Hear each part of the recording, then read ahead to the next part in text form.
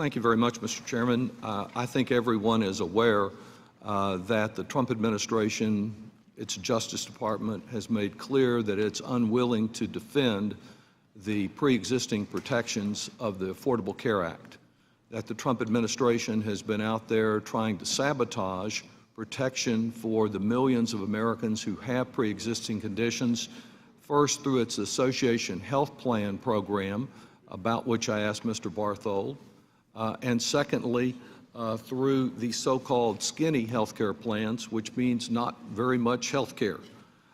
And all that this amendment does is to make it very clear that the plans purchased through this expansion will not be plans that take away in the fine print what they promise in the bold print, and that is that they protect Americans from pre-existing conditions. I think my concern is that with the sustained attacks, the sustained sabotage of the Affordable Care Act, that more and more Americans, it's almost half of the people in the state of Texas who have been found to have a pre-existing condition, defined very broadly in the past before the Affordable Care Act to include everything from domestic violence to diabetes, that those people not find that they suddenly face limitations or that they're barred from coverage altogether. I think the problem that we have with this whole package of legislation is that there's a not small dose of amnesia about where Americans were before the Affordable Care Act and how many of them were being denied or limited in their coverage. Amnesia is being combined with $92 billion of debt. We don't get better health for individuals, and we certainly don't, out of that, get better health for our economy.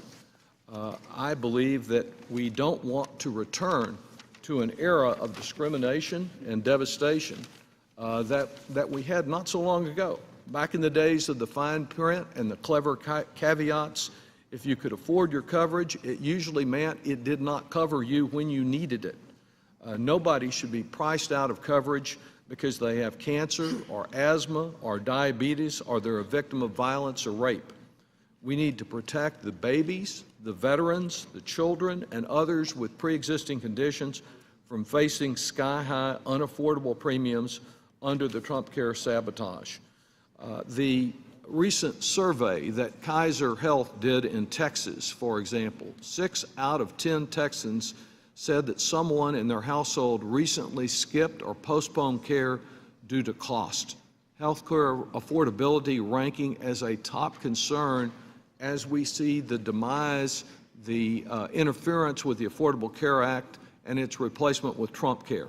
Instead of responding to these challenges by stabilizing the health insurance market, reducing premiums, and reining in prescription drug costs, the approach that's being taken with this bill and with this package is to expand health care tax shelters for the comfortable and to widen the growing income inequality gap with a scheme that only 5% of Americans, it's been estimated, who earn less than $100,000 even make use of.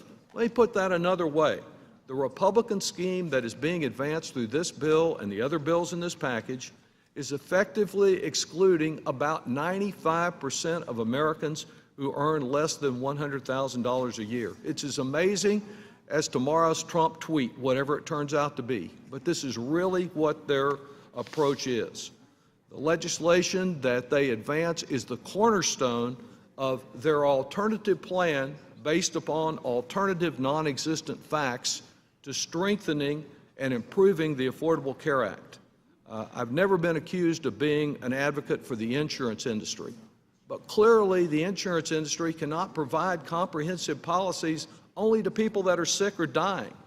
We need to have a spreading of the risk across the market and the dismantling of the individual responsibility pillar and the other actions the administration has taken to destabilize the market are doing harm and will cause significant increase in premiums this fall. We at least ought to assure that anyone who purchases a plan through a health savings account does not find out that their plan denies coverage or limits it because of pre-existing conditions. and I urge adoption of the amendment to clarify and do just that.